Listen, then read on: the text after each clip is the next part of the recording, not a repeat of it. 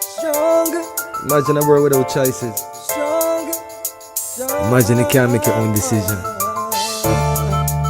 That wouldn't be a world for me. That wouldn't be a world for you. You, I see.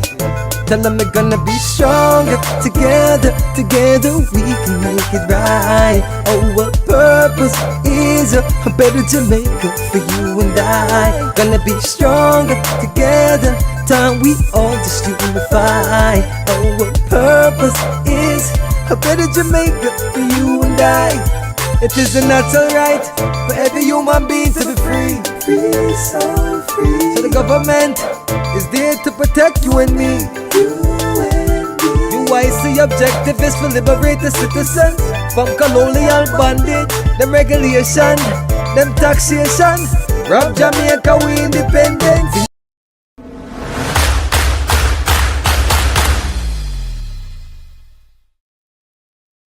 UIC Liberty TV.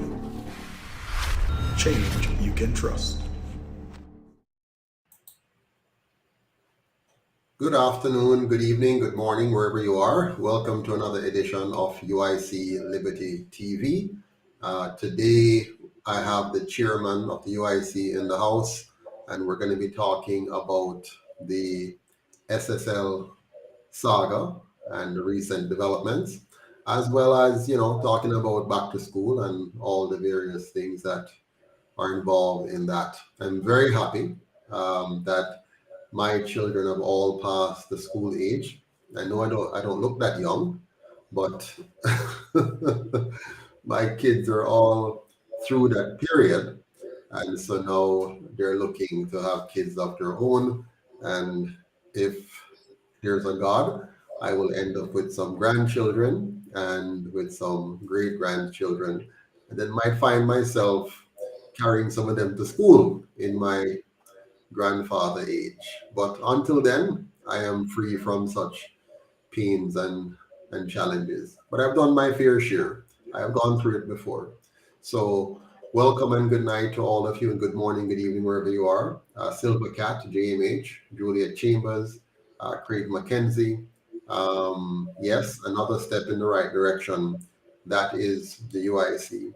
The UIC is a very interesting political movement in that we are what you call grassroots. We're coming from the bowels of the people. We are 100% indigenous to the Jamaican people.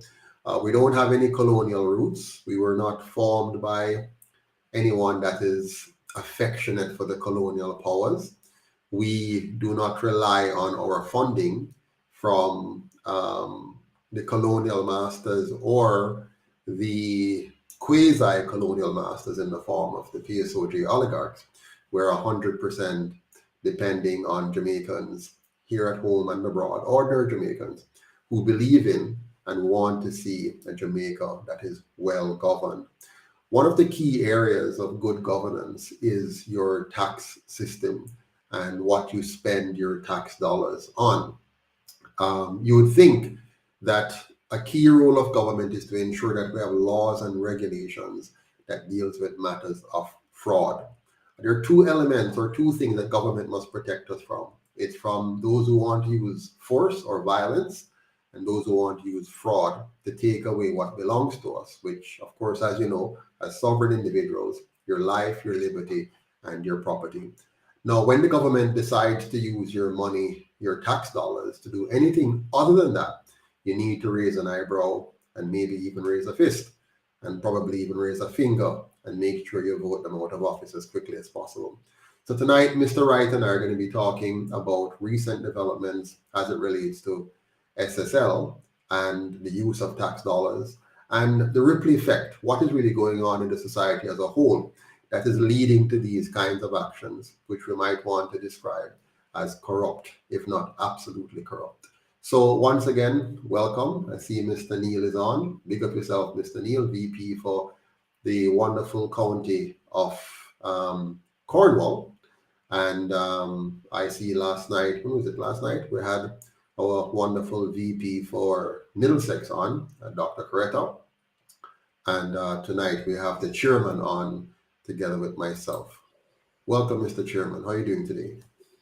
Evening, Mr. President. I am doing fine, and let me firstly apologize to the viewers for being, well, appearing so burdened, perspiring so heavily.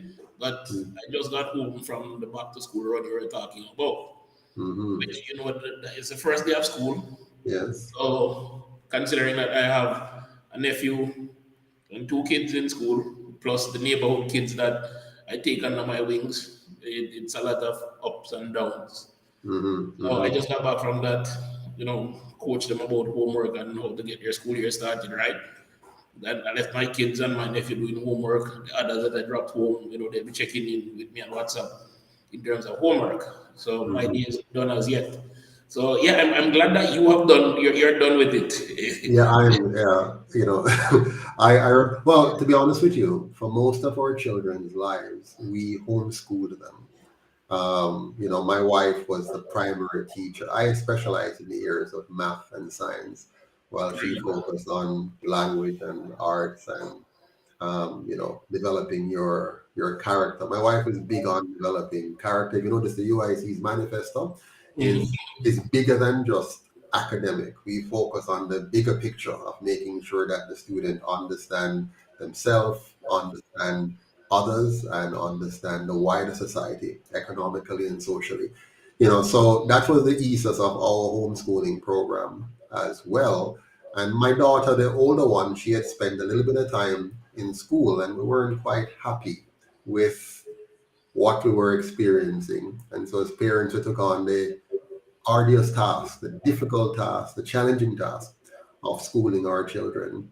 And it was both rewarding and painful at the same time. So, we share different sides of the coin, but education nonetheless. And I wish you all the best with your parenting and, all you have to go through now.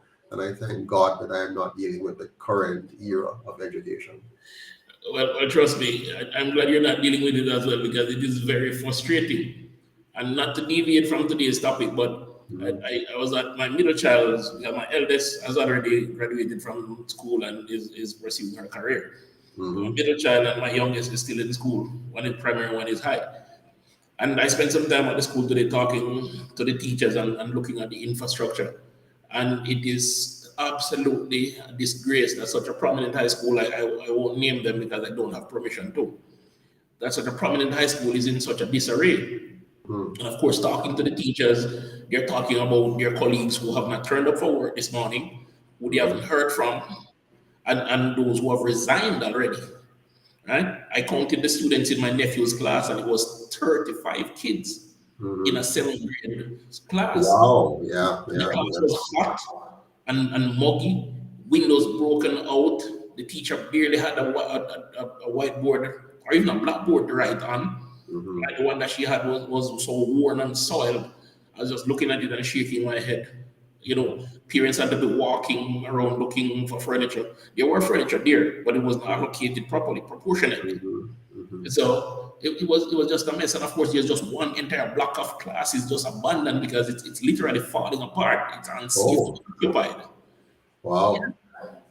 So this explains, Mr. Wright, why it is that on an annual basis, from graduating students in the high school level, 70% or more of them leave school failing to matriculate, failing to pass the basic math and English necessary to be effective citizens. If this is what's happening in our schools, where it's dilapidated, the teachers are under resourced. There's not enough teachers in the classroom because many are leaving to get better pay somewhere else. And the environment itself is uncomfortable, hot and sticky, and just unfit for learning in a tropical environment. There's no wonder that we have a crime problem, we have a socialization problem, we see so much aggression because you're aggressive in school based on the environment, both teacher and student. And your parents are probably suffering. I mean, low wages, not being able to keep up with the bills. You have more. problems then, husband and wife, if you're fortunate enough to have both parents in the home, they're fighting because of the issues that come from the rest of society plus their own economic issues. So all of this is creating the kind of country which we no one would want to live in. True. And we could go way back to our exploitation days as a people and see where all of this started and how systemic it is. But because of the brevity of time, we won't go Yeah. that far. What we look at is what is happening today. And if no one can see that the educational breakdown, because without that educational standard or reasoning ability, which is Mm-hmm. primary, has gone out. And of course, going to an institution teaches you the socialization factor, which is how Mm-hmm. to relate in a team environment. We're not learning Exactly. any of those things. Teachers Exactly. frustrated because I like bill no pay, and courts are called off repossess the furniture and pick them out of order because there's no parent in the home because one is gone off and the other is suffering and struggling. So all Mm-hmm. that emotion is just piling to our kids and it's just very toxic. Mm-hmm. Yeah. It is. It is, and you also see it in our parliament and the behaviors. Right now, I see, for example, the education spokesperson for the the opposing party in parliament speaking vigorously and aggressively against the state of affairs of education today, and I try to figure whether I should laugh or I should cry because we've been here before. We've seen the theatrics before, where when you're in opposition, you jump up and down and you decry what's going on as if you had nothing to do with creating it. Now, the school system we have in Jamaica today is not the result of the present government alone. It is No. a continuation of government upon government, and we've only had two parties in power for the Right. last 8 years. Now we have created the perfect vicious cycle that is now self-perpetuating. Right? Yeah. Decreasing educational standard, increased social apathy, and it just keeps spiraling out of control till now we're seeing I don't even know what to call it now, but that super ballooning effect where Mhm. the crime rate is out of control, human relationship, and the island has totally broken down. Hmm. Hmm. And the key thing to recognize here is that we keep going back to the same people, the same parties. Yes, they may change leaders, but the DNA of both the system and the parties that operate within it, the DNA is set. So if you change the face from what they are now, you're still getting more or less the same outcome. So if tomorrow we were to succeed in removing, let's say, the current prime minister as leader of the party in power, and place a different face in the seat, the outcomes will be the same. Now the shade or the flavor might differ. For example, when my namesake, Mr. Patterson, PJ Patterson, was in power, he brought a different flavor to the arena than, say, Mr. Siaga did. Mr. Siaga was one flavor, and Patterson was another flavor. Portia Simpson was one flavor, and the current prime minister is another flavor. But the end result is always the same. If you look at it, we have always seen the value of our dollar decline. Yes, you have moments where it jump up or down, but generally it goes down under them. Our healthcare system generally declines. Our education system generally declines. Our overall economy, like under these two parties, every major industry in Jamaica has failed. Every major government enterprise in Jamaica has failed, whether it is Air Canada or the omnibus service or sugarcane or coffee or anything at all. Just give it to them, put it in their hands, and it declines. Am I wrong? No, you're not. As a matter of fact, in any proper school that you go, you will learn that the government is not the best procurer or operator of any business entity because of the Mhm. nature of government. That is the first thing you learn. Exactly, exactly. It has very different motivations. And that's what people may not understand.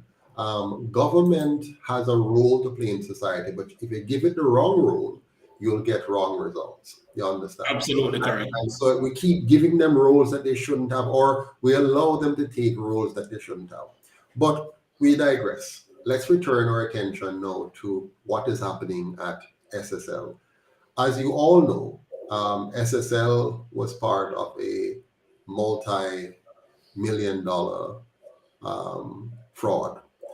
We are told that one particular employee engaged in a number of fraudulent activities, but the storyline continues to expand, and the government has brought in overseas experts to help with the forensic audit and to figure out how things have gone. And they're now telling us that in order for them to continue this process, and as long as it is taking, is for the government to take taxpayers' money and pay for the salaries and operating costs for SSL to continue to operate in order for them to get to the bottom of this. I'm going to share a video. I'm going to share a video with you soon where you can listen to the Minister of Finance explains why it is so important for us to understand and appreciate the need for taxpayers to divert some $14 million or more into the coffers of SSL in order to ensure that we, the people, get to the bottom of the fraudulent activities. Before I share the video, Mr. Wright, do you want to comment? I read the comments of the minister, and there are several things that jumped off that newspaper page at me. The first thing is the lack of specificity. Mm-hmm. There was no timeline over which this will be done. And if we look at the FinSAC matter, that dragged on for years. So is it then ill-conceived or erroneous of me to think that a year and a half, 2 years into this, we'll still be paying 15 million plus to these persons? So what about their bonuses and special allowances? Are those being paid as well? Because I didn't see that mentioned in the article. Or is it just their base salary? Okay? So somebody is asking the question, why do we think overseas auditors are honest? Often they're more criminals than our own. Quick comment on that. Now, I do not necessarily believe that overseas auditors are honest, and I wouldn't venture to say that they're often more criminals than our own because the motivations are different. I find in Jamaica we're a relatively small economy, which means most people in the economy, especially at any high level, are very connected. So if you were to use auditors purely from Jamaica in a situation like this, chances are those auditors know somebody who knows somebody who knows somebody who knows somebody who knows somebody, and people can be paid off to give you audits that seem okay. But it says something about our government when we, having paid monies to have the government and to have institutions established to deal with fraud, if our people that we have hired who are supposed to be professionals and trained cannot carry out a fraud examination quickly and effectively, and we have to call in outsiders to do it, then that speaks volume of our environment. What do you say to that, Mr. Chairman? It does. It does speak volume. And let me be frank. I don't believe that them calling in outside auditors an indictment on our auditors. I trust our auditors. For example, you and in my other various vocation, I've interacted with auditors who have to look at our books for whatever reason or do an operational audit or do an expense audit. And I've interacted with them and there have been people that have been above reproach. What I think is happening here is that because the government is eager to wash its hands of the matter, while at the same time playing the switcheroo with the people with the hands behind the back, they have gone for an external auditor because the audit will show what they already know. There is a massive fraud there and will confirm what the figure is. But what is missing is who are the fraudsters. That is the part that will be missing because that's not the job of the auditor now. That is the job of the Financial Investigation Division and the SSC. Absolutely. And so it is very clear that, and we have seen this before. I mean, look how long it has taken, and still we have not yet received the FinSAC report. Yes. It's been the last time I checked, they were trying to bury this thing permanently. And to an extent, they have done so. By the time they finish, all of the persons directly affected and who understood how they were affected and who could communicate what has happened and what had happened to them, many of them will be old or dead. In fact, many of them are old and dying right now. And so the Jamaican people will never know the severity of what I believe is the largest financial fraud in the history of Jamaica, outside of slavery itself, ever to be committed. And so the people of Jamaica, no, so you have young people now. I see young people getting up, putting on their orange shirt and putting on their green shirt and getting excited. I see artists, entertainers who should know better, and some younger who don't know better are joining these parties and making up noise and behaving because they have no idea how they have been defrauded, how their parents have been defrauded, how their grandparents have been defrauded, how two terrorist group, two criminal entities have taken over our government under the auspices of the colonial masters and the local PSOJ oligarchs, the cartels, how they have created two mafia entities that control our government and are able to come on television and give us reports and speeches like the one I'm going to show you now. It is just unbelievable. But a key part of this thing succeeding is that they have managed to gain full control of our education. And what your children are learning in school, what all our children are learning in school, is anything but how to question the system, anything but how to understand the economics of what is being done to them, anything but to be able to ever challenge that system. Because even after they finish, not only will they be mentally deficient in understanding the governance, they'll also be financially weak and unable to challenge because they know that they're going to be groveling, just trying to make ends meet while they continue to sit at the top of the pyramid and eating away at the very life of the people by virtue of their policies and programs. Very much so. Our education system doesn't teach our children to question things. For example, tell my kids, ask questions, but do it respectfully. When you go to school here, don't ask questions, period. And that cannot be healthy. It cannot. And if you ask the question, the teacher won't answer them. I'll tell you why. The teacher can't answer. I would like for a teacher to challenge me on this. Our teachers are themselves students of the system. So the typical teacher has been educated to think the way they want us to think. And then they go to teachers' college where that is further reinforced. And so our teachers merely regurgitate. They also don't have enough time in the way the system is structured to have real conversations about the reality of life with the students and what is really happening. And if they were to try, they would quickly find themselves out of a job because the system does not lend itself to the teacher going off script. And the script is there. When the teacher goes off script, they're treading on very, very dangerous ground in the current system. Education here is not designed to, as Marcus Garvey says, liberate the mind. It is designed to shackle the mind and to make sure we cannot think and we will not think. That is why every lesson delivered in classrooms in Jamaica is scripted, aka a lesson plan. Mm-hmm. Yes.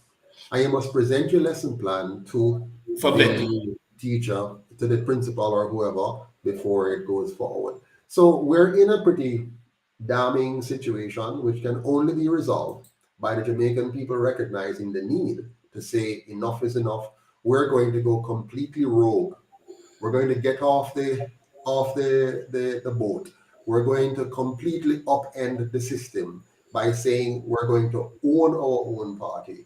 We're going to fund our own party, and we're going to elect our own party so that we have a counterbalance, a party which is owned by the people and which works for the people and only for the people. Without that, we have no hope. You'll always have the tricky politician like a Damian Crawford coming forward to jump up and down on the stage and tell you all kind of nice words, but he's still a part of the system. He's still a part of what he knows or ought to know is a corrupt enterprise, a mafia enterprise. The same goes for all the others. Those who are leaving, those who are coming in. Young ones like Andre Orton coming in, who should know. He's an economist. He should assess the whole situation. He should be checking, but no, he's simply going to peddle the same kind of false economics that we have been accustomed to, and not challenge the system and say, come on, man, why if Jamaica doesn't print its own money, who is controlling the volume of money in Jamaica? Can't those who are printing it simply introduce new currency and water down our money? No, man, this is wrong. I'm going to hit out against this, but I can't stay in the system and hit out against it because they're going to break me.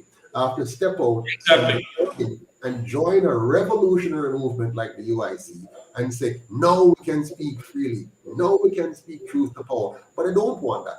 They want to have their cake and eat it. They want to pretend to be for the common man while being a part of the system which is there to oppress and suppress the common man. But you can't be for the common man if you are shackled by your pride and your profession and unable to speak out against the ill. Because you want to be in a cushy job and have all the benefits that comes along. You don't want to say we're doing the people wrong. Then Exactly. you're just as the part that is corrupted, well, you're just as corrupted as the part that is there taking advantage of the people. Mhm. You have to put yourself in a position to be able to speak freely. Somebody says, that's the system everywhere, Mr. Patterson. That's the system everywhere, if you will. But does that mean the system has to stay that way? Supposing you were alive during the time of when we were chattel slave, so our hands were in physical chain. Go ahead, I Mr. Ray. disagree with that person. Mhm. I see several, for example, the EU, there's an EU member of parliament that is always on mainstream media lambasting the EU for the various positions that it has taken. So it's not Mhm. all over the world. But Right the there thing are is, places. why do we want to say, for example, here the fella says, having taught in the US, it's no better, the system is controlled. We're not here trying to defend the US system as better. We're not defending the US as better. We're talking about the impact on our country. We're talking about what's happening here in Jamaica. So our job is not to say, okay, my neighbor over there is following bad agricultural practices. My neighbor to my left is also doing it. The one behind me is doing it, and the one in front of me is doing it. So I'm going to poison myself doing with the same thing. No, you have to say sorry while everybody is doing it. The Bible put it this way. Um, no, it says something like, choose ye this day which God you will serve.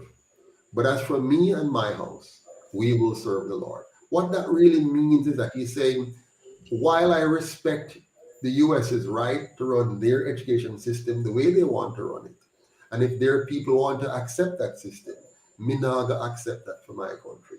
So we have to decide that we are not going to accept something, even if everybody else is doing it, if it is wrong. And the UIC knows that we can have a better system, and we have created that. The UIC has designed a better education system. We have designed a better economic system. We've designed a better banking system.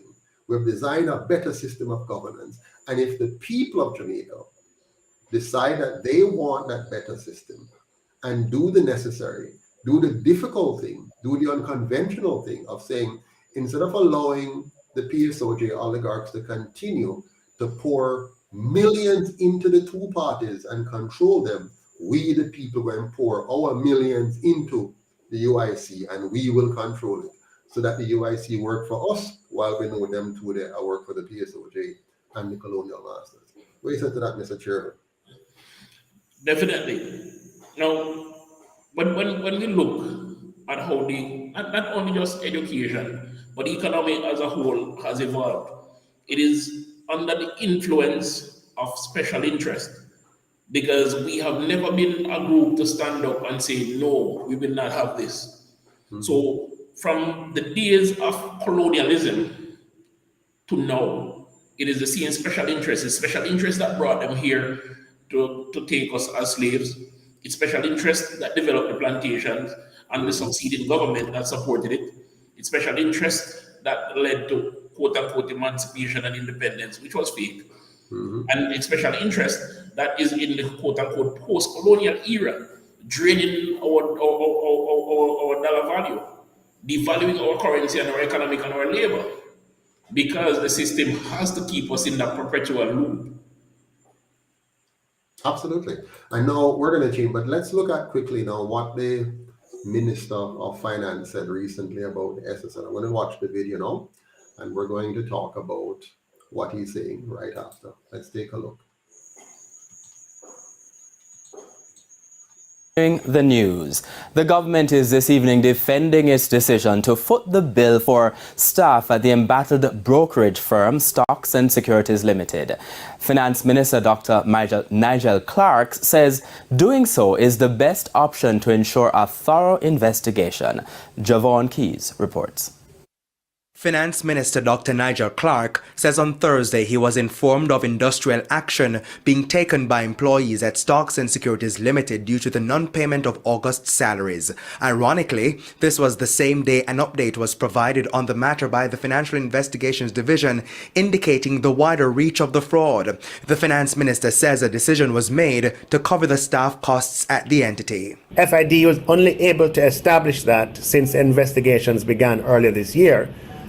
Because they've had the presence of employees who can answer questions that investigators have and who know their way around the data and information that the company has. He says the government was not left with many options. Presented with this reality that SSL can no longer pay its employees, we have a choice. If we don't pay the employees and they are no longer available, then that will compromise the investigation. And that's not good for Jamaica. The public interest is served by full ventilation of this matter in a way that has never happened before. We never had full ventilation investigation in FinSAC. We never had full investigation in Olint in Jamaica. We never had full investigation and ventilation of Cash Plus and so many of the other fraudulent financial schemes. And we're saying this time must be different. But to enable that, we need to keep the employees at SSL for a little while longer. As for how much it will cost? So there are 22 employees. And the total cost of those employees is about $9.5 million per month. There's another $5 million of operating expenses, and SSL also has legal fees and other expenditure. I will provide a fulsome update as soon as all the information is available on the operating costs that will be supported by the government of Jamaica. Now, some people have mistakenly believed that this is somehow a bailout of SSL or a bailout of L shareholders. Let me be abundantly clear. Shares in SSL are worth zero, and shareholders of SSL have lost their investment in SSL entirely, and the government is not making any steps to provide any remedy for that. He says, however, the assistance is being provided on a temporary basis to ensure the completion of the full investigation. But there is a condition that the temporary manager at SSL will pursue the monetization of SSL assets. Javon Keys, TVJ News. All right, so there you have it. Mr. Wright, your comments? You're muted. I can't hear you. I can't hear you. You're muted. I said I'm absolutely speechless at the level of idiocy I just heard. Here's what I'm going to ask you to do, Mr. President. Yes. The finance minister made several points, being a school, a learned finance person. He's lauded for being one of the best finance ministers we've had. If he is that, and he's uttering this with conviction, you might want a wicked brother. He's a wicked brother. Well, in politics, I've discovered that people love actors. They don't like straightforward, down to earth, clear speaking, unadulterated leaders. They want people who can dance and create dog and pony shows. And the Prime Minister and the Minister of Finance, in fact, the entire Parliament on both sides are one very, very good set of actors. Exactly. Now, here's what I'm going to ask you to do for Mr. President. You're going to play that again. And there are some things that he said that we're going to help our audience digest because it is Sure. important that they see these points. So please, play it again. Sure. So while I'm getting it back up, what is your initial reaction generally to the overall situation? How did it make you feel as a taxpayer in I Jamaica? feel totally victimized because nothing that he has said made sense with my limited financial training. Nothing makes sense because he's saying that it is not a bailout. But if you're keeping the company operational, then it is a bailout. Mm-hmm. That's what it is in practical sense. Mm-hmm. Mm-hmm. So there's very little distinction there because if you keep it operational, then it hasn't been liquidated, which means if something happens and the asset class grows, the owners of the company benefits.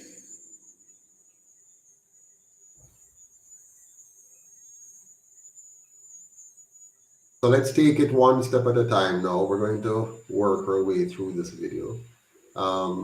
I see some questions on Mr. Patterson. What would be a good salary for teachers and police? We're going to come to that. Right now, we're focusing Silvercat on the issue of SSL and the finance minister desire to pay out more than $14 million a month to keep SSL afloat while they seek to do their forensic investigation into the organization. So he has made his case, and we're going to now break it down step by step for you. Let's begin. Back, continuing the news. The government is this evening defending its decision to foot the bill for staff at the embattled brokerage firm Stocks and Securities Limited. Finance Minister Dr. Nigel Clark says doing so is the best option to ensure a thorough investigation. Javon Keys reports. Okay, so you want to comment on that, Mr. Wright? The report I said, he said this is the best option, meaning there are other options. But in his estimation, this is the best one. What makes it the best one? What are the other options? Why hasn't the Jamaican people heard of the other options so they can choose? For example, one option is to go ahead with the liquidation of the company under the receivership to make sure that when the debtors are paid, whatever is left goes to the shareholders, right? However, they can still hold on to the evidence because the evidence is in documented form. So why don't they want to go ahead and liquidate that company? So let me be the devil's advocate. The Minister of Finance is saying that if you don't pay the $9 million in staff salary and the $5 million in operating costs and whatever the legal fees are for the company, if you don't pay out those money to all the persons involved, so the 9 million staff, some of whom may or may not be aligned with the political party, and the $5 million in operating costs, which is to make sure that certain entities that are working with this body are getting money out of the system over the duration of the period, and the legal fees, which are yet to be identified, which could be even twice the amount in question here, will be filling the pockets of whoever those lawyers are. So if you stop this process where it is, you are stopping 22 staff, some of whom may or may not be affiliated politically. You're stopping vendors and suppliers who are one way or the other connected, and you want to make sure that they're paid out their accounts payable, monies that are owed to them before this, that it hasn't been paid yet. And you need the time to make sure you pay out those money and satisfy all of those persons.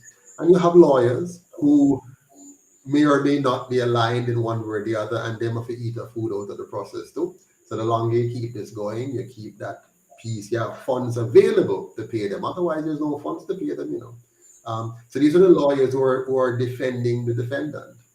My goodness. Correct. I'll say this in Bakia. Hold on to instant. These are the lawyers who are defending the defendant. The government is going to make sure there's funds available to pay the lawyers to win the case against the crown. Now, I'm not such a bright person. I'm just a CPA. In fact, I failed common entrance twice, and I failed technical entrance too. and I managed to get a full scholarship and go to UTech, and I studied engineering, which is nothing much. Anybody can study engineering. And I subsequently received a CPA from working with Calgary University for my undergraduate and my degree in accounting science and management, and then CPA and CG. So I'm not too bright. But what I'm seeing here is that the finance minister is trying to tell us that he can't afford for these 22 staff to not be there to answer questions on a day-to-day basis while the receivership guys carry out their work, and have these staff who are going to be very compliant, very cooperative, have nothing to hide, and because now Yeah, you're not. it's not like it was a massive multi-million-dollar fraud at the facility where they work, where they may or may not be a part Yeah, of so it. hold on. So they now will have enough time at the office at full pay to help in uncovering anything that they may have done wrong. Hold on. Let me rephrase that, because I don't think you understand. I do, and I hope our audience understands. So you're keeping these 22 staff on staff every day, coming to the office every day, Monday to Friday, working even overtime because they're very diligent staff, very loyal staff, very committed. All these staff want the Jamaican people to know exactly what has happened and that they had nothing to do with it, and that they're working day and night, Mr. Wright, at taxpayers' expense, $9 million per month, to make sure that they leave no stone unturned to implicate themselves and others in the process. And at the same time, the suppliers who may have several months in the back unpaid by SSL and who are no way aligned with the political party and have no connection with the government, they will have their accounts payable cleared off, because taxpayers would have been paying the $14 million a month needed to do so. And on top of that, the lawyers who are defending the defendant, who are defending those who may be culpable or not, these lawyers can be assured of their legal fees courtesy of the taxpayers of Jamaica, which leaves the money in the pockets of the defendants. They will not have to pay this money because their lawyers, sponsored by the taxpayers of Jamaica and their government, would have covered this. Help me, Mr. Wright, I'm missing something here. No, you didn't miss a thing, and I hope the audience didn't miss that either, because you are absolutely correct, and you're showing them how these monies are being moved around on this board, and the people are being defrauded, how our tax dollars are being misappropriated. Because that's not what our taxes are for. Our taxes are specifically for common goods and services, not for private interest. Absolutely. And that's what this is. Yes. Well, let us hear some more now. Let's see if we can hear some more from our good friends at the news media here. Let's go. Finance Minister Dr. Nigel Clark says on Thursday he was informed of industrial action being taken by employees at Stocks and Securities Limited due to the non-payment of August salaries. Ironically, this was the same day an update was provided on the matter by the Financial Investigations Division, indicating the wider reach of the fraud. The finance... Hold on. Help me with this one, Mr. Wright. Go ahead. Now, the reporter says, ironically, it's the same day of the update. That's not the irony. Yeah. That's not the irony. That is well planned. So the same day that the staff took industrial action, the same day that the report came out that there's more to this than meets the naked eye. And by the way, that's just a decoy. You see, you have to tell us there's more to this in order for us to feel comfortable in giving you more time and giving you more money to pay. There you go. Let me be clear. SSL Limited is a private venture. Those who invested in that venture undertook a private enterprise for profit with no regard for the public good or services. The only thing they paid would have been withholding taxes and that is their statutory obligation. We, the people of Jamaica, is under no obligation to use our tax dollars to compensate parties in a private venture who knowingly accepted the risk associated with same. And that risk of fraud is pronounced, and that's why there are checks and balances. And that's why, as members and investors in this company, they should have been making sure those checks and balances were in place and followed. Absolutely. Have you ever heard of, oh, go ahead. As for what the minister is saying, that the update shows that the fraud was far reaching and employees took strike action. If the company is in receivership, why are employees taking strike action? What does receivership mean, Mr. President? Absolutely. I mean, the company obviously is now under the control of a receiver and is no longer under the regular operations of management. And so there's a new contractual arrangement that would have to be entered into with these employees to continue, if they need to continue. Now, the fact of the matter is, if you want to do a proper forensic investigation, you would want to isolate the company from each and every one of those staff. They would not in any way have access to the premises or access to their computers or access to any files. So them should not come to work. They should be, first of all, placed on leave, provided the company can continue to pay the bill. And guess what? If you need any one of them, regardless of whether or not you're paying a salary, you subpoena them. Thank you.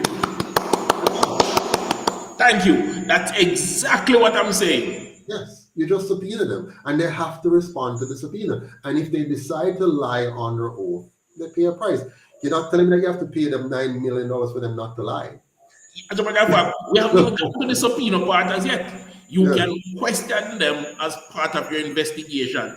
Absolutely. In or out of the presence of their lawyer, and they are free to come. So you don't need to have them on the payroll paying them $9 to $15 million to answer questions about the day-to-day operations. Absolutely. And to answer questions in a fraud case, they may be mandated by a court order to appear, to answer questions, and all of that. So, obviously we have a government here that takes us for fools, but the truth is we are fools. Because like the 200 to 300% salary increase and we still have the government, there's no coup. The army is okay with what the government is doing. The police is okay with what the government is doing. The teachers are okay with what, yes, we've had a few people who have gone out there and hold up some placards, but generally speaking, it's business as usual. As a matter of fact, I can assure you that at the next election, you'll see many Jamaicans going out there to vote for one or the other of these two parties.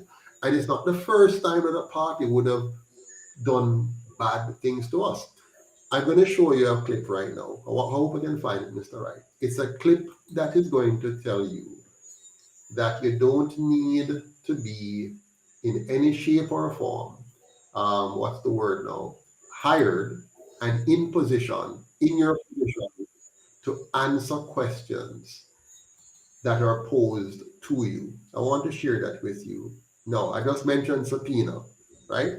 You're saying, though, before I go to that, you're saying before we get to subpoena, let me let you finish that point before I go. Right, I've actually mentioned it, but the point I was making is this: before we even get to a subpoena, as part of the fraud investigation, the investigating officers can question the employees in or out of their lawyer's presence to say, okay, we see these series of transactions and please explain what these are about. They came off your system. Here's your IP address. Here's your code, etc., etc. Okay? Yes. So they have a lot of legal latitude in talking to these employees outside of paying them $9 to $15 million. In fact, if we had to pay anybody, we should be paying the forensic accountants to come in. And as part of our investigation, we're paying this investigative team. Let's say we bring in foreigners, which is more expensive than local, but let's say we brought in foreigners and they're there and they're looking. They're the ones we should be paying. And if they have to consult with an employee, they simply subpoena or request that employee to come and answer questions, and that is documented as evidence. where it's like the pre-trial. And so you come in and there's a video camera in front of you and somebody taking notes and it's being recorded and they ask you, so Miss or Mr. So-and-so, what is this? What does this relate to? Whatever it is, and you document that and then they go away. And then when you bring the matter to court now, you have all of that evidence that has been amassed and put together as a file to answer. The company is shut down, long time, done. Investors, as the finance minister said, lose their investment, so to speak. That's the shareholders, the stockholders. Now, this $14 million that's being spent now, this is compounding the fraud because investors have lost money because of the government's negligence. I wonder if you realize that a lawsuit is going to come against the government. Did you realize that? Yeah, that is a distinct possibility. Because those who were the regulatory authority, they did not communicate timely to investors that something was wrong that placed their investment at risk. So the actual regulators now, which by the way don't represent themselves, they represent the government. So the government has failed to carry out its stated fiduciary responsibility of ensuring that taxpayers are made aware and investors by virtue of that aware that this organization is not in compliance with the requisite standards and as such should not be trusted by the public. As long as because they're the ones that set up this regulation, the fact that they have not complied with their own regulations to notify taxpayers timely, which include investors, that something is wrong, and therefore allowed investors to continue to invest thinking that this company is in compliance with what the government says they are in compliance with. By failing to declare this, they have now put taxpayers at risk of a lawsuit. So on top of this 14 million or more that we're going to be spending, we will then have to fork out millions more to also pay and indemnify those who have been so damaged by the inaction or improper actions of the government. So they should have saved this $14 million, Mr. Wright. True. So true. Now, I see people saying what this $40 million can do. And we have two sound bites that are coming out later where we had already explained that what that $14 million could do in terms of teacher retention, teacher salary, in terms of infrastructure works on school, etc. So those two sound bites are coming. There's a lot of stuff coming from the UIC that you are not seeing. But stick with us. We'll get you caught up. Mr. Tucker is asking, he's saying, Mr. Patterson, you should be mobilizing the people to protest against these injustices. I don't want to comment the way I would want to. Do you want to comment on that, Mr. Wright? Because he's saying that's the purpose of effective leadership. I'm biting my tongue. Mr. Wright, do you want to? No, Mr. Tucker, I want you to understand that the UIC is a microcosm of the greater Jamaican society, and already in the trend, persons have accepted that the Jamaican people are not standing up for themselves. The UIC can only do what we, the people, ask to do and participate fully in doing or fully engaged in doing. We're all good on this live talking about what needs to be done. But when the UIC gets to Duke Street, it is the Duke Street area downtown near the waterfront where SSL office is, it will only be a few of us. And it will be of no consequence because the media doesn't pay us any mind. The police will come and lock us up for being troublemaker. They'll revoke your bail and we'll all start from square one. Now, and the thing is, does Mr. Tucker, and I don't know Mr. Tucker, and I hope you are one of those, but is Mr. Tucker a donor to the UIC? Like, no political party is able to mobilize. You see, if tomorrow morning the opposition party wants to get 50 people to in front of the Ministry of Finance tomorrow, if they want to get 50 people out at the Euro Circle tomorrow, 50, they can snap a finger like that and get the 50 out there because their donor has given them millions to do that. If we want to get 50 out there, I have to come and beg and say, can anybody please give $25, give $50? And we have to hope that we get it. And in the past, Mr. Wright, you know this, we have just gone out and do it, and with our fingers crossed and hope. And sometimes, we're talking a small thing, very small thing. And sometimes we get back the money from people donating, and coming in. But we're always operating behind the eight ball. We're never in a position where we have sitting in the bank $1 million, $2, $3, $5, $6 million, and that's small money. But I'm just saying, if we have $5 million in the bank, we can proactively do things because we know we can. Hey, get a bus, get 2 bus, get 3 bus. We can pick up people. We can have refreshments. We can have placards built in no time. But we can't do that because we don't have a consistent, steady diet of persons giving their donation. I thank God for the 50, 60, 100 of you who give $25 a month, and the other 25 of you or 30 of you who give $10 a month, and so on. And some will just give sporadically. But if we don't have 1,000 Jamaicans giving $25 a month, we always have to be saving up to do an activity. Every time right now we want to do an activity on the 22nd. We're putting a call out. We want to do a mobilization for the 22nd of this month. We have to be sitting down and scratching our head as to how we're going to do this now. How we're going to match this out. Because we cannot call up any supplier with confidence and say, give us this, we can pay for it. We can't call a venue and say, okay, yeah man, no problem. Here, we sign you up for the 50,000 that we have to pay or the 80,000 that we have to pay. We can't do that. We have to be scrunching up. Then I have to go call up our CM donors and call around and say, can you give a 1,000, a 10,000, a 5,000, a 6,000, and try to cobble some money together to then take an action. The other parties don't have to do that. Any action that they want to take, they just take it because they have the funds. I want the UIC to get to that position where we, not through the PSOJ oligarchs, we the people like me and Mr. Winston Wright and the rest of you, we are funding our own party. So we can buy a bus.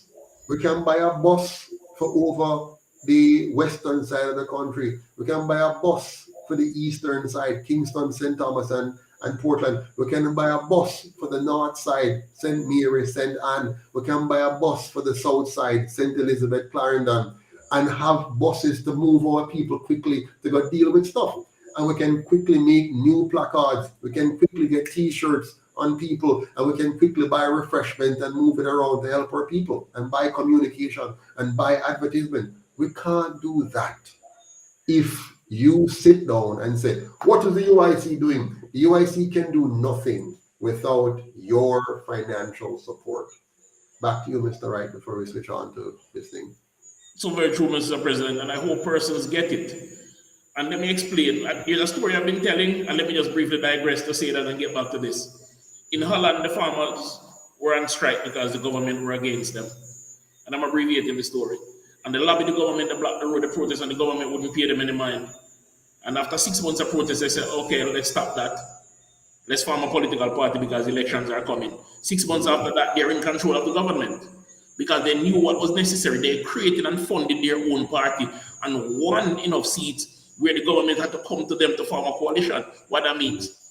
Now they're in a power to dictate the terms, and they did that, and now they're in control. That needs to happen for the UIC, and it will only happen if we support the UIC message. As the president has said, here's Mr. Tucker. Mr. Tucker is here, and I want to just take this on right now. He says, what's the solution? Please articulate clearly. I am proud of yours and the party's courage, but I need to hear more practical solutions. I am still hearing an assessment of our political problems. I think Mr. Tucker is sent to try my patience tonight. Mr. Tucker, the UIC, more than any other party in the history of Jamaica, has provided practical solutions to practically every problem. We have identified a solution to crime, to education, to healthcare, to the economy. We have identified how to fix our water, food, and energy security. We have identified all these practical solutions, none of which will come to fruition without one practical solution, that 1,000 Jamaicans from wherever you are contribute $25 US a month. That's all we ask. if 1,000 Jamaicans commit to monthly giving $25, some can give more now. If you can give 100 or 200, fine. If you can give only 10 or 5, that's fine. But we need 1,000 person on average giving $25 equivalent per month for us to have the wherewithal to do what you want to see. Believe me, I want to get out there right now. It doesn't make sense me alone to drive a little piece of car and rub out my tire them some more and run out some gas. To when we get there is 10 of us walking around with a placard saying, yeah. We need to be more impactful than that. And we can't do that if we can't mobilize. When I leave my constituency, I need to have a bus with 50 people in it leaving with me. I can't do that if I can't provide them a bus, and I can't provide them with t-shirts, and I can't provide them with refreshment, and I can't bring them back home safely. If I do not have the means to do it, it's pointless. We're doing the best that we can, but without your help, we cannot do as much as we would like to do. It's that simple, very, very simple. Mr. Wright seemed to have dropped off. Mr. President and Mr. Wright, regarding donation, what's the update about securing a bank account? Oh, very simple. We are still waiting on the banks to get back to us. So we've given them our documents, we've answered questions, and we're waiting for the banks to get back to us. And we'll wait for eternity until we have the wherewithal to take them to court, for example, and to pursue other avenues. I have asked for our team to do more lives and to share with you the details. I'm sorry, Mr. Wright is not here because it's no longer in my purview.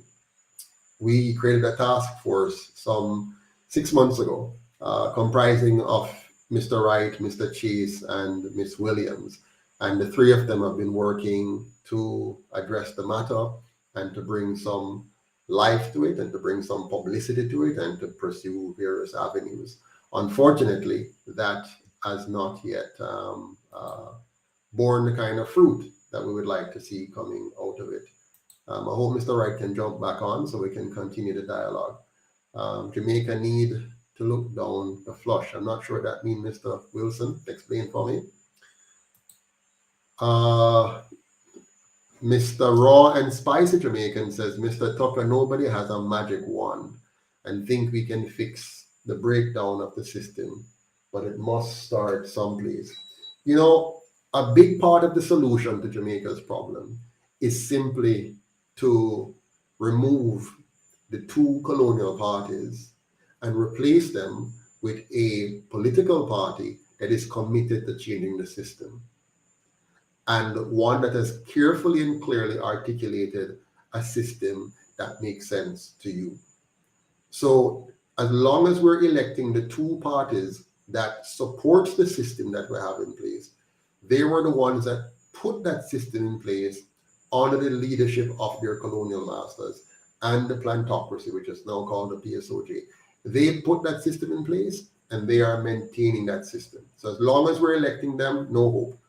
The moment we elect the UIC and give the UIC the authority, which is what our mandate is, the authority to change the system, then you'll be able to see the kind of Jamaica that you want to see. All right. One more comment here. I was waiting for you to come back on, Mr.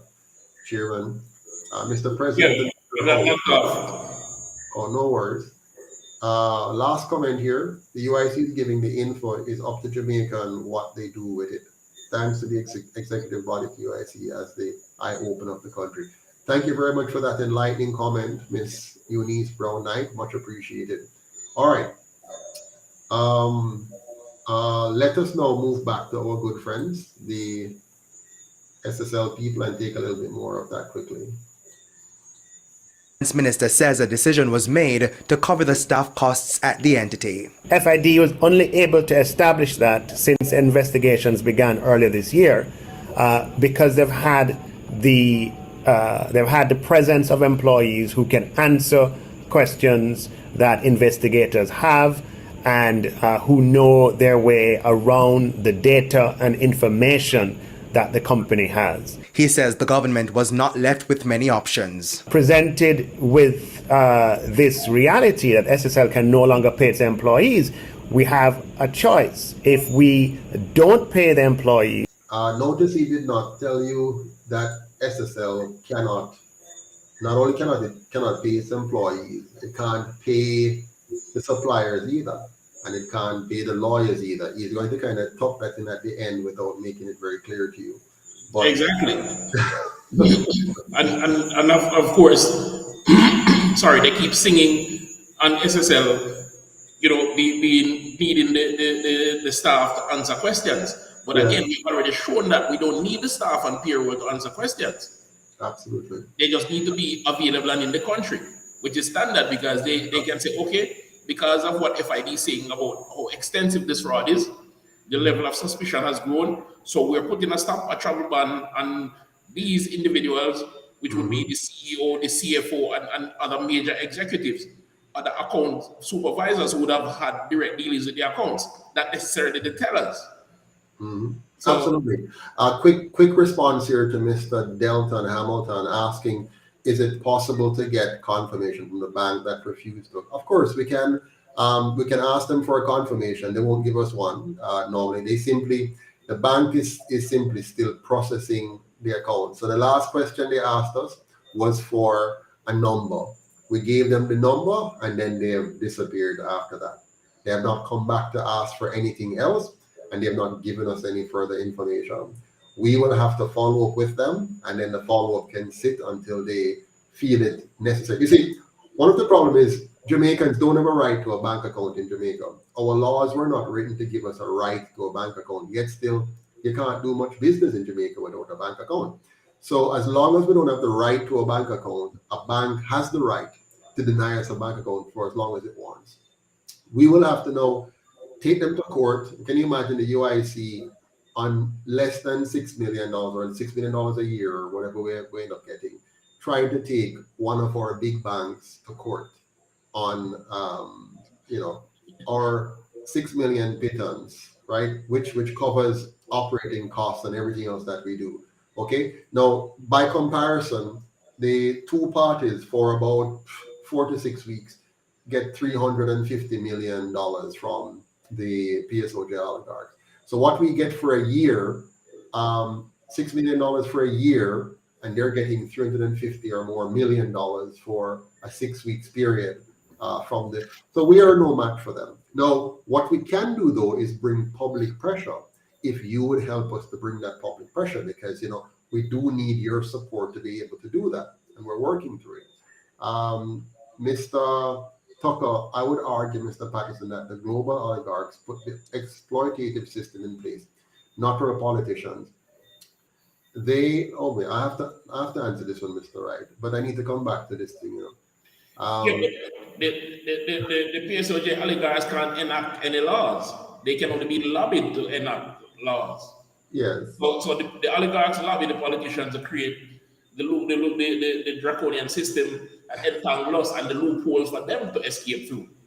So we're being sidetracked on this, but Mr. Tucker, this is the last one I'm going to answer because I need to get back to the main topic. It says you would argue that the global oligarchs put the exploitative system in place, not our politicians. They are just maneuvering a system that is controlled by the higher forces than they. Great. Which is what Lee Kuan Yew did. He maneuvered the system and made Singapore a very prosperous, safe, clean, and orderly country. Why we can't do that? Why do we have to maneuver the system so that our people remain poor, unsafe, disorderly, unclean?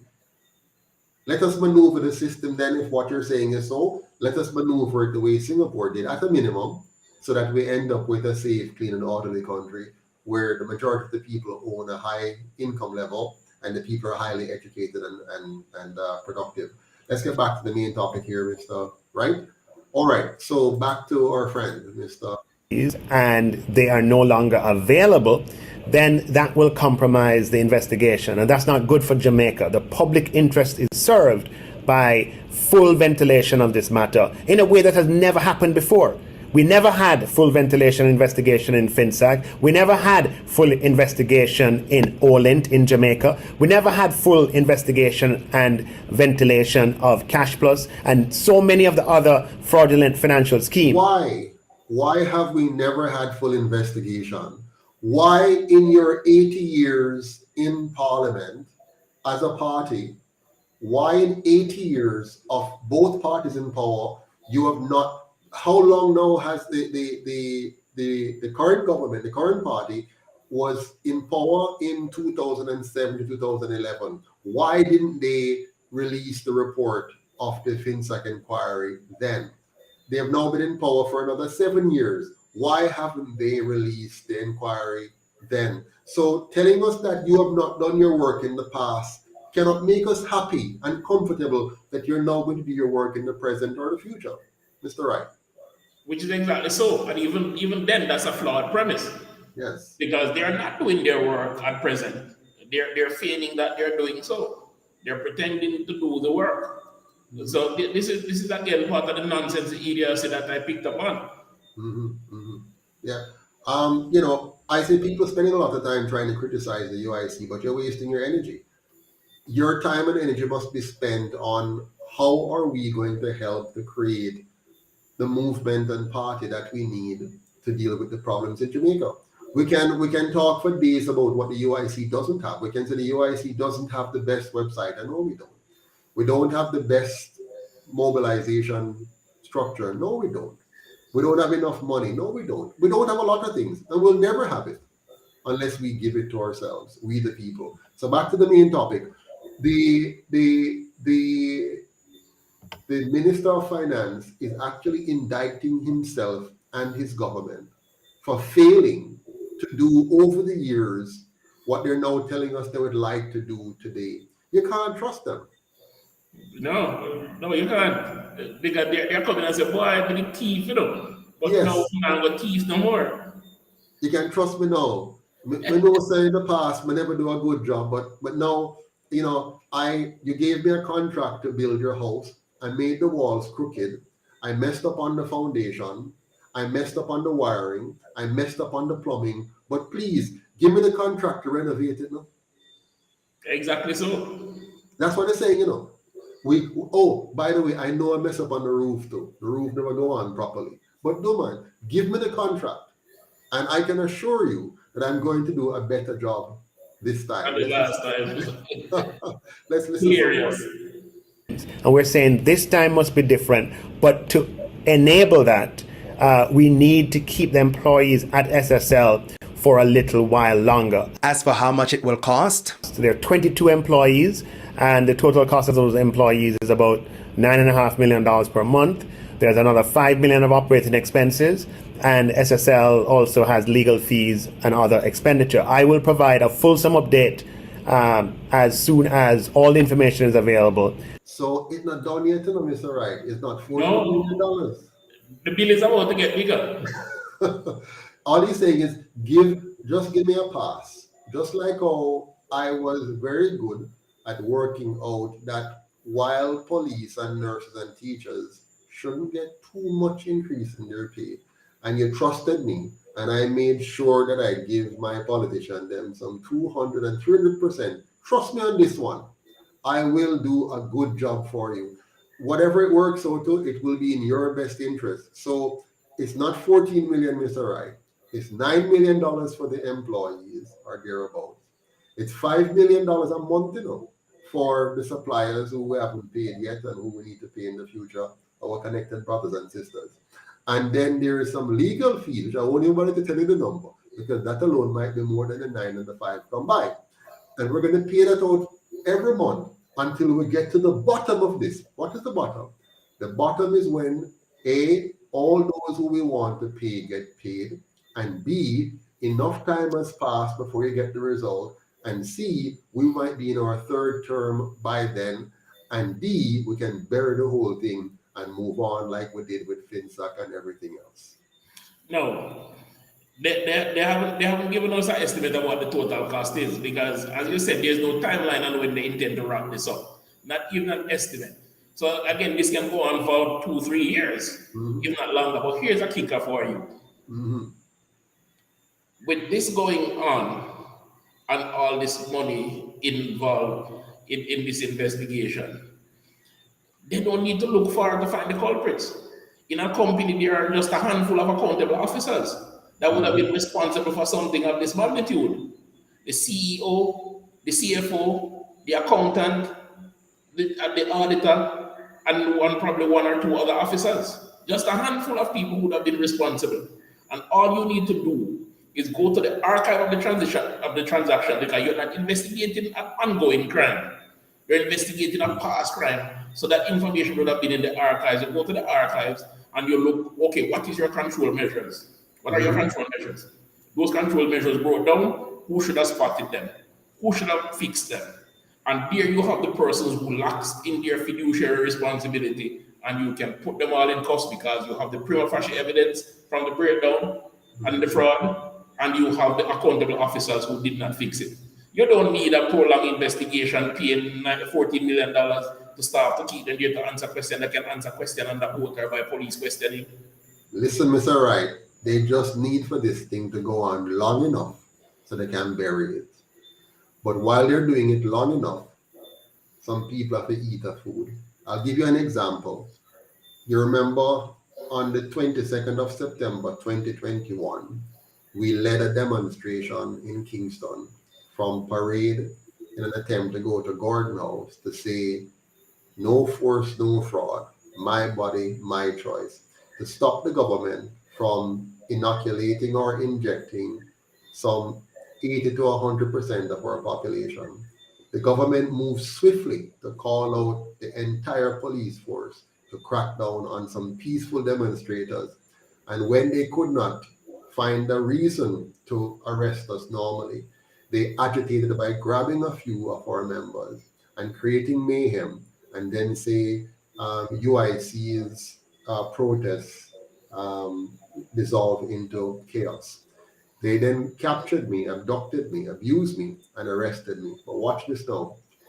Shortly after that, we should have had local government election. What did they do to ensure that none of that abuse of power that was at the time lingering in the minds of people, and which was propelling the UIC up into the stratosphere of the political arena, they made sure that they put off that election so that they could allow that injustice to die down while they dragged me through the courts. And then, when it was time again to have the election, based on their own parameters, they again delayed the election. We're now 2 years away from September 22nd, 2021. 2 years away.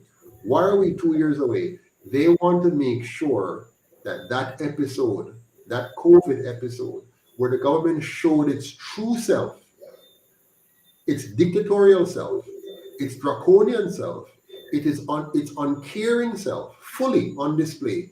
They want to make sure that people have forgotten about that era and turn back to the Clarks and the dub plates or whatever it is, and the little things that galvanizes the Jamaican populace at election time, and lose their minds to the reality of what they have elected as a leadership. No, the same thing is being done with SSL. They want to keep this thing locked up in investigation just so long enough until they can somehow find a way to see if they can win the next election. They would have now been elected to 3 terms. They have completed 2 and started a 5th. Sorry, a third. During that third 5-year period, they will have more than enough time to again find a way to sweep this under the carpet, like they and the PNP have already done with FinSAC. They wish to repeat the same thing now with SSL, that we'll never get to the bottom of it, even though that's what he's promising. We'll never get to the bottom of it, but what will happen? A few people will get to the bottom of our tax dollars. They will suck out as much money out of us as possible and then send the fool a little farther. Andrew, we appreciate you being on, my brother, but come on. SSL is a private listed company, meaning it's owned by private individuals through share issued. we won't know who the majority shareholder is and therefore the owner unless that person identifies themselves. What we know is that there are clear and distinct links between the ruling Jamaica Labour Party and that entity through at least 2 affiliates. That much we know. I hope that satisfies you. So the goal, Mr. Chairman, the goal of people like Mr. Tucker, unfortunately, is not to help the discussion, but to hinder the discussion. I find we always have some people like that who will come on just to see if they can create distraction. But we're very clear. We're not here to speculate on things that should not be speculated on. We're not going to try to say on other platforms you might hear people giving outlandish claims about who is what. We're not into that. We're here to look at what is more plausible and reasonable and that we can speak to with some degree of confidence. So what is clear so far from the minister's utterances is that they would like to give out more than 14 million more of taxpayers' money for an indeterminate period of time. We can assume that they feel it's in their best interest to have 22 employees at work being paid to be a part of this investigation. We can assume that they want to spend another 5 million or so on suppliers that they think are deserving of more taxpayers' money. And we can assume that the undetermined amount of legal fees to defend the defendants, they think it's in the best interest of taxpayers' money to give those lawyers our money to defend against the claims leveled against them. We, the UIC, have taken the position that this needs to end now. They need to wrap it up now, send home those 22 persons and allow them to go and find a job elsewhere while they investigate them as well as the company in general. They need to ensure that no further and unnecessary expenditure of taxpayers' money is advanced outside of what is absolutely necessary for really investigating this matter. And they need to put a time boundary on it, which they can't do just so, but need to give us some assurance that we're going to get real results by, as a matter of fact, recusing themselves from the process and allow somebody independent to speak on the matter rather than the finance minister, who might be in some ways connected with all of this one way or the other. So we don't want to have the finance minister, the prime minister, the party that they represent and which is sitting in our government that may or may not be culpable being in a position to influence the outcome of the investigation. Now, this is all very difficult, but the case is we cannot trust the government, we dare not trust the government, and we have 80 years of history to support our suspicion. True. Now, as you said, there are 2 reasons not to trust the government. If an investigation bores out that there is a lapse procedurally in the regulatory process, the government is on the hook. The taxpayers are on the hook. And that shame hangs around the minister's neck because it has been proven that that memo went to him. Right? Now, it is in his interest to avoid tanking his political career to make sure that this investigation goes nowhere. It doesn't see the light of day. So he, as you said, he should be the one speaking on this. And the other factor is that the links that were previously established between this entity, SSL, and the party, and even the Prime Minister, excuse them because the appearance of impropriety is just as bad. So he should have recused himself and his party and make sure that independence prevail, that this investigation is being handled and narrated to the public by either the regulator or the investigator, not the party. In fact, the regulator must be investigated. Well, that's true too. So what you need is a real independent task force, which is made up of those who are employed by the Jamaican people to deal with fraud. So every day we should be hearing from the lead fraud examiner telling us what his plan of action is, how it has been executed, and what developments they're seeing. He should not be reporting to the government per se, except by a dotted line. He should be reporting to the public to say, here's what we're finding, And so the public can get the impression that this person and team is independent of the government, and the government, like us civilians, are waiting and getting updates that gives us an indication as to where the investigation is going and how it's unfolding. Not the culpable or possible culpable finance minister coming to tell us and coloring it to suit the narrative he would like to get out of a real forensic investigation team that is independent of the government, independent of the Prime Minister's office, and is able to tell the Jamaican people what is really happening and where we are in this. Why do we need to maintain 22 employees at $9 million? We need to understand that. And so far, what the finance minister has said is not justification enough to satisfy any well-thinking Jamaican at this time. True. So the long and short of it is simply this for the UIC. We expect or we want a fulsome investigation, but the current process doesn't lend itself to it. We see too many links that will lead this investigation astray. Most importantly, we totally oppose and is abhorred by the idea of our tax dollars paid into private interest under the guise that it will further an investigation that we see is heading nowhere. This should not be, this burden should not be passed to the people, but rather allow private interests to shoulder their own burdens, and those who have failed that private interest in their regulatory and fiduciary responsibility to face the music.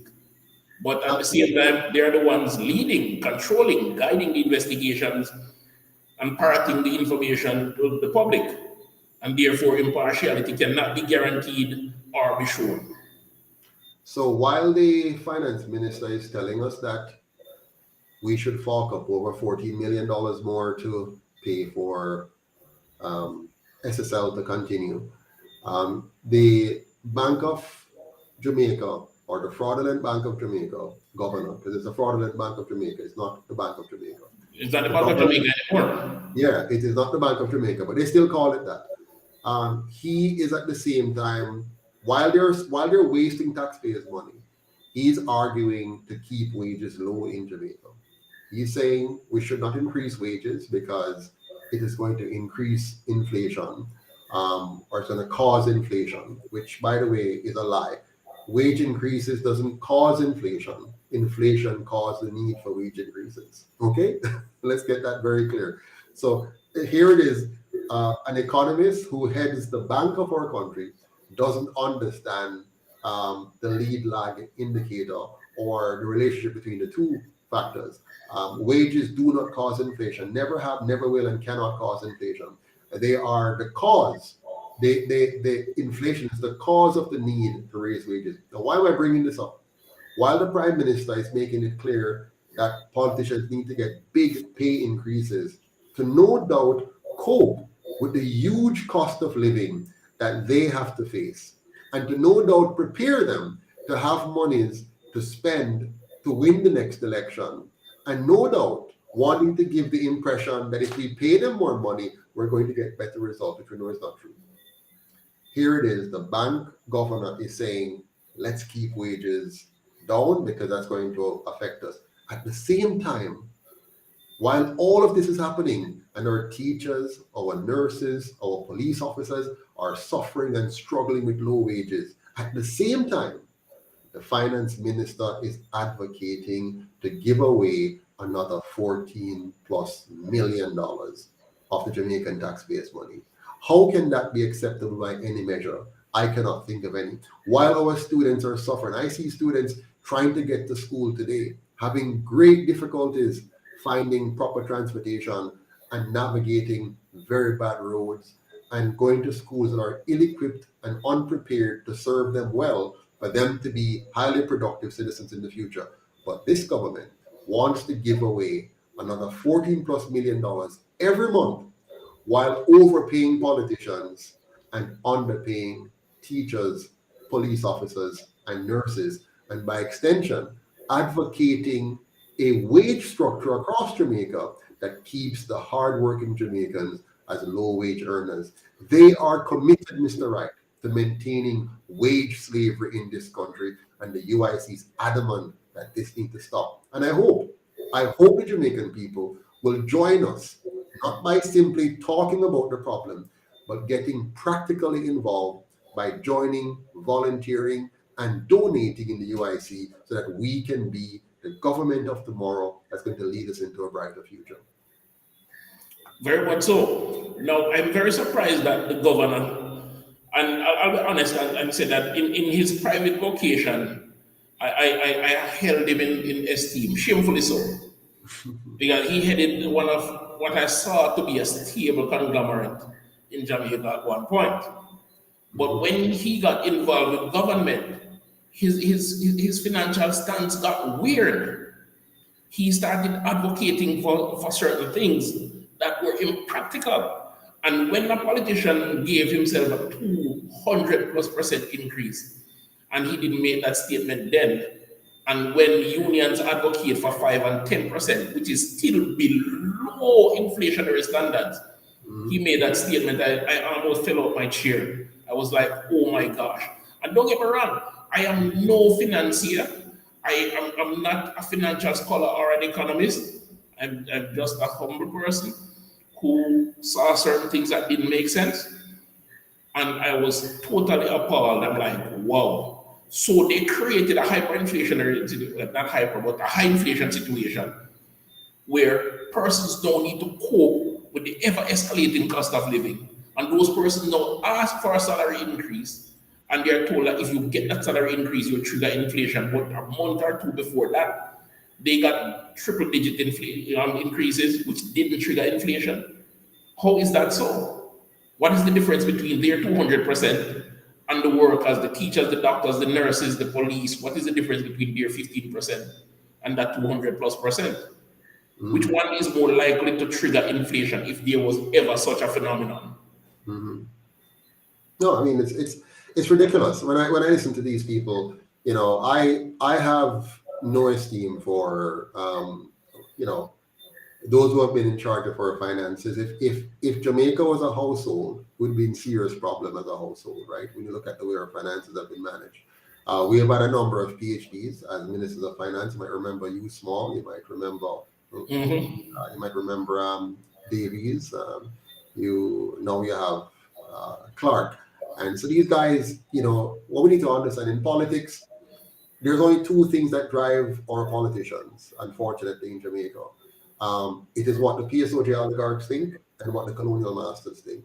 The colonial masters provide loans and grants. Two things, loans and grants. And our politicians, their eyes go berserk when they see money or they see the potential for money. They would inject off the entire nation with a substance they don't understand just to get a few $1 million in their pockets. So a system that is designed that way, that creates incentives like that, results in the people being destroyed. So they only listen to what is the colonial master saying because they're going to give us the loan. When a loan is borrowed by the politicians in Jamaica, it simply means they have power. They're getting money to spend for which they will never have to take responsibility for paying back. So you have a very bad incentive created there.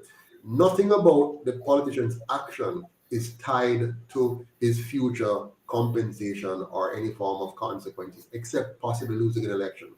And what is the cost of losing an election?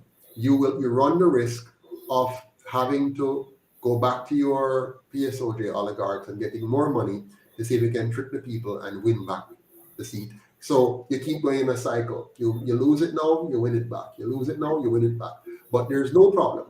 And that is why both parties will always collude together with the PSOJ oligarchs and the colonial powers to keep out a third element out of it. There's no need for the PSOJ to fund the UIC. There's no need because they get all that they need out of the two. What you need to get a racket running is to have a controlled opposition. And so the PSOJ oligarchs have a controlled opposition. If the PNP is in power, they have a controlled opposition called the GLP. They know what they're going to get if that's elected. If the GLP is in power, they have a controlled opposition called the PNP, and they know what they'll get. What they don't have is control over a party which is owned by the people. So the moment we wake up in Jamaica, if we ever wake up like those people in the Netherlands and say, hold on a second, we have the power. The power is not in the vote. it's a trick that we got from the fake democracy.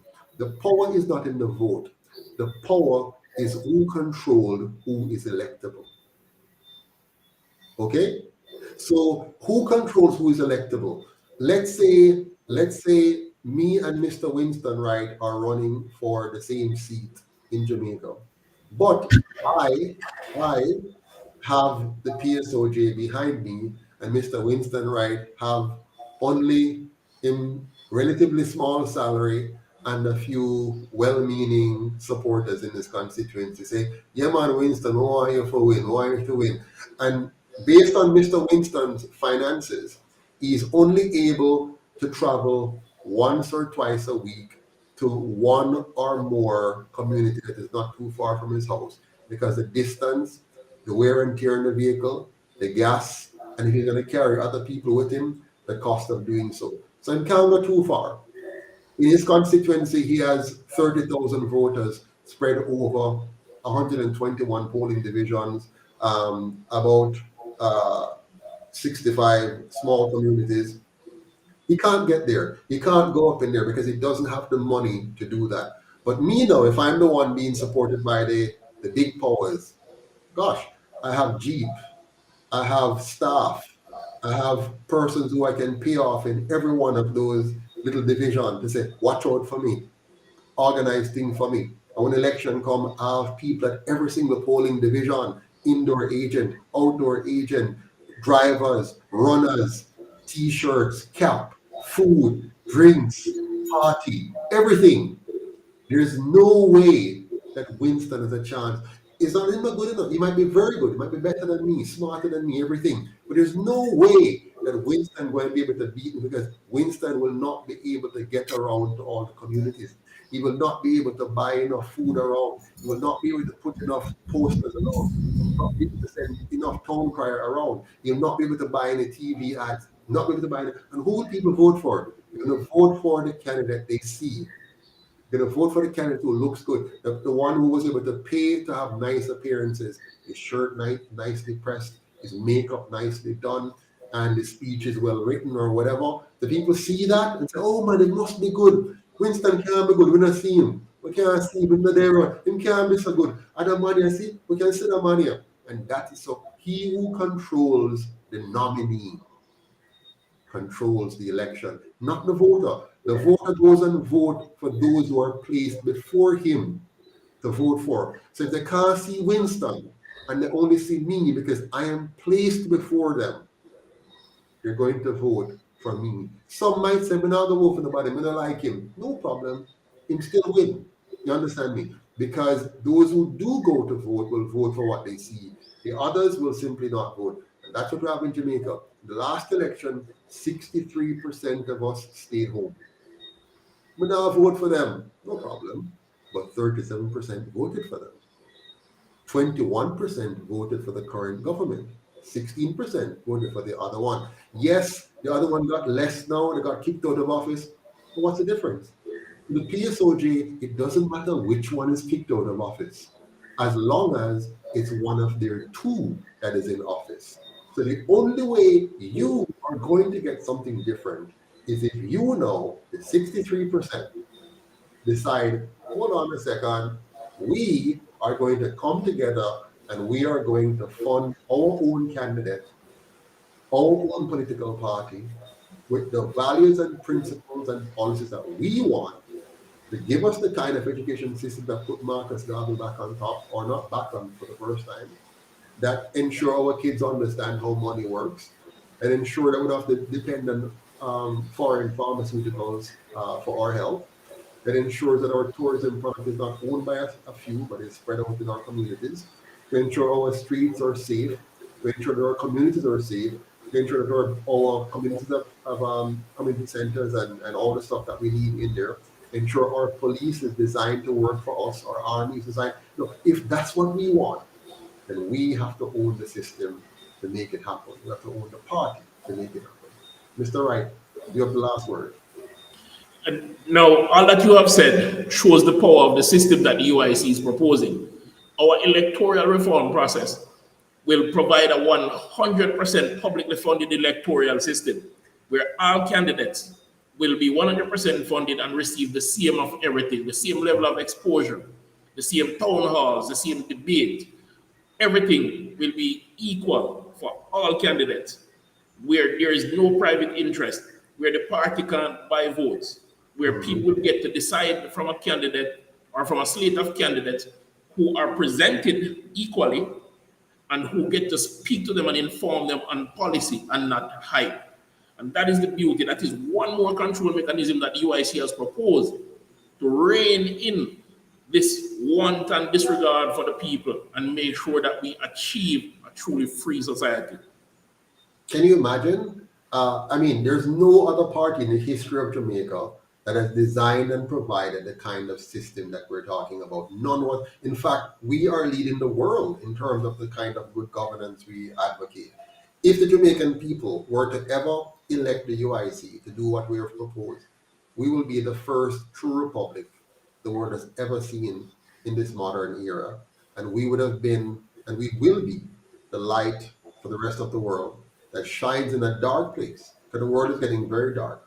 The kind of system we have is showing its full head now. The darkness of robbing you of your individual sovereignty, the darkness of enslaving people digitally, the darkness of taking over ownership of people's bodies and denying you the right to choose what goes into it. So we're in a very dark space today, but all is not lost. All we have to do is to come together as one Jamaica, because we're stronger together. Have a good night. Until next time. Oh, by the way, rate up the thing. If you think we're really good tonight, 100%. If we're not so good, something less than 100. So please put your ratings on now. And in the meantime, let me thank you all for being here tonight. It was a pleasure. This should have been a 1-hour session, Mr. Wright. But with all the school we have to educate Jamaicans as to what is going on. And, Yes. and the wild speculation and the engaging in their drive to point fingers. No, we want to show you the trick so you can spot it from a mile, so you can do what is necessary to tear down their system of deception and lies. Absolutely. Miss Eunice Brown says 1,000+%, and Miss Carol Spence says 100%. So thank you so much. I'm glad that you found it beneficial and useful. Mr. Hamilton says 100%. Miss Jacqueline Lawrence says good night to everyone. Good night, Miss Lawrence. Nizook says 100%.